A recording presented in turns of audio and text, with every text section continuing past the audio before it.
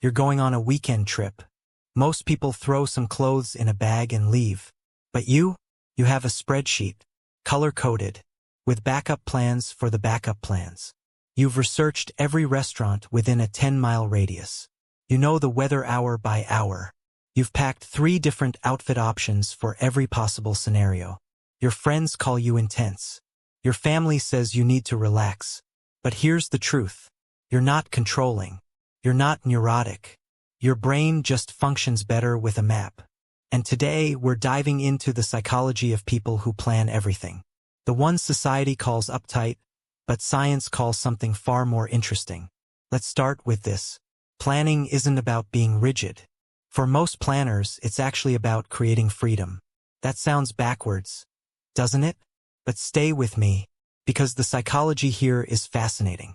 When you plan everything, you're not trying to control the world. You're trying to control the chaos inside your head. And for some brains, that's not optional. It's survival. First, meet the anxiety manager. This person plans everything because uncertainty feels like drowning. Their brain treats the unknown as a threat.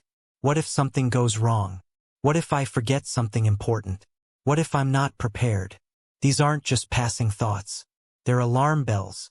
Psychologists call this intolerance of uncertainty. For the anxiety manager, planning is a coping mechanism.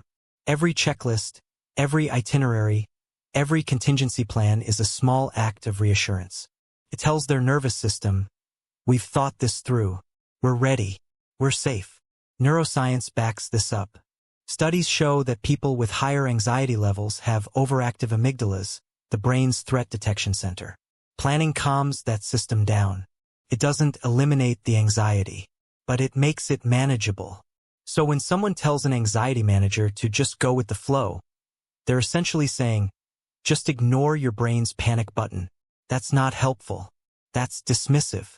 Then there's the cognitive offloader. This person plans everything not because they're anxious, but because their brain has limited RAM.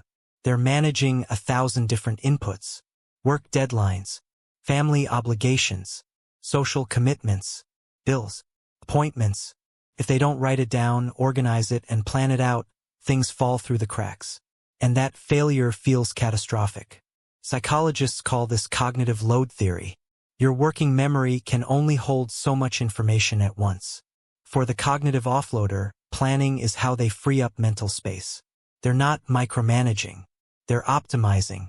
By externalizing their thoughts into lists, calendars, and schedules, they stop using valuable brain power to remember everything.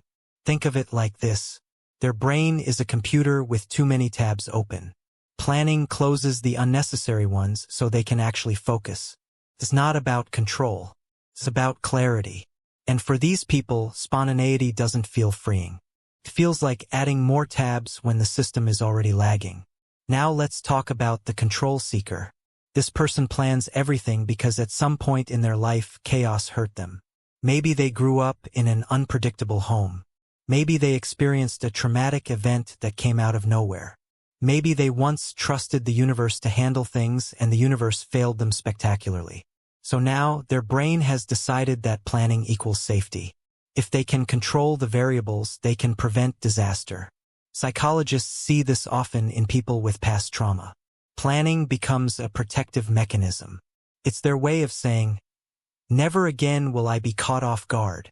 The tragedy here is that no amount of planning can actually prevent life from being unpredictable. But their brain doesn't care about logic. It cares about the illusion of safety. And planning provides that illusion even temporarily. Here's what's fascinating. Research on prefrontal cortex activity shows that people who plan compulsively often have highly active executive function centers. Translation: their brains are really, really good at organizing, sequencing, and projecting future scenarios. They're not overthinking. They're using a strength their brain naturally has. But society punishes them for it. Relax. Be spontaneous. Stop overthinking. As if their neurology is a choice. Here's the nuanced truth. Planning can be healthy, can also become a cage. So ask yourself this. Does planning give you peace? Or does it create more anxiety when things don't go according to plan? Do you plan because it helps you function? or because you're terrified of what happens if you don't? Because there's a difference between using planning as a tool and using it as a shield. If you're someone who color codes their calendar, who researches every detail, who needs a plan before you can relax, you're not broken. You're not boring. Your brain just works best with structure. And in a world that glorifies chaos as freedom, that's actually a superpower. So tell me, are you a planner or do you wing it? Drop your type in the comments. And if you want to understand more about how your brain works differently, hit subscribe. We explain the psychology everyone experiences but nobody talks about. See you in the next one, right on schedule.